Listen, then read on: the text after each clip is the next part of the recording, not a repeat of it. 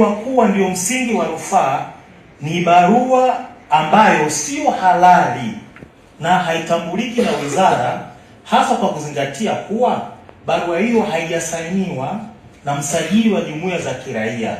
Ni dhahiri kuwa barua hiyo inakosa uhalali na nguvu ya kisheria kuitwa maamuzi yanayopaswa kukatiwa rufaa chini ya sheria ya jumuiya, yani Societies Act sura ya 337, hivyo kunifanya nishindwe kuendelea na rufaa yako.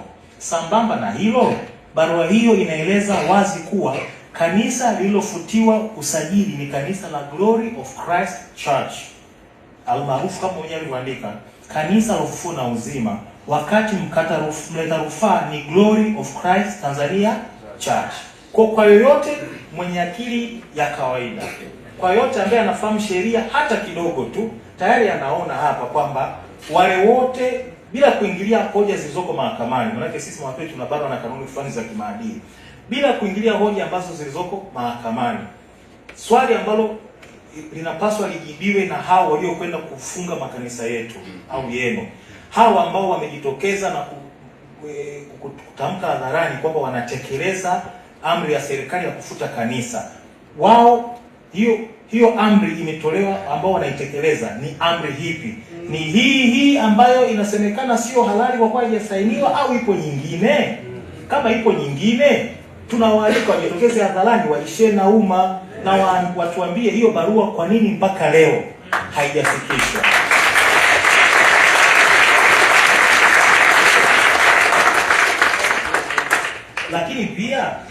Lakini simamia rufaa mwenye wizara yake anasema barua hiyo haijasainiwa na msajili wa jumuiya za kiraia, hivyo ni dhahiri. Kwanza anasema hivi, barua ambayo sio halali na haitambuliki na wizara. Sasa huyu ambaye anafungia makanisa anafungia makanisa kwa kutumia barua hii ambayo haitambuliki na wizara au barua nyingine. Kama nilivyosema, nakuwa mwangalifu kwa sababu mawakili tuna maadili yetu, na kwa sababu kesi iko mahakamani kuna mipaka fulani si ruhusiwi kuivuka, lakini majadiliano ya kisheria ndani ya mipaka ya staha yanaruhusiwa, na watu wanapoenda, wanaosikiliza, wanaokwenda huko, kuna mawakili wenzangu nao nawaalika wajaribu kulijadili hili kwamba hivi ni halali kiasi gani kwa makanisa ya Glory of Christ Tanzania Church kufungiwa kufanya shughuli zake katika context ya namna hii. Barua inasema kabisa kwamba kwa mjibu wa mkono wa huyu waziri wa mambo ya ndani kwamba kanisa lilofutiwa usajili, yani kwa mjibu wa hiyo barua hiyo, hapo kama nilivyosema inazunguka mitandaoni, na barua hiyo ndio ambayo watu wamejinasibu kwamba wanaisimamia. Mwenye wizara anasema kanisa lilofutiwa usajili ni kanisa la Glory of Christ Church.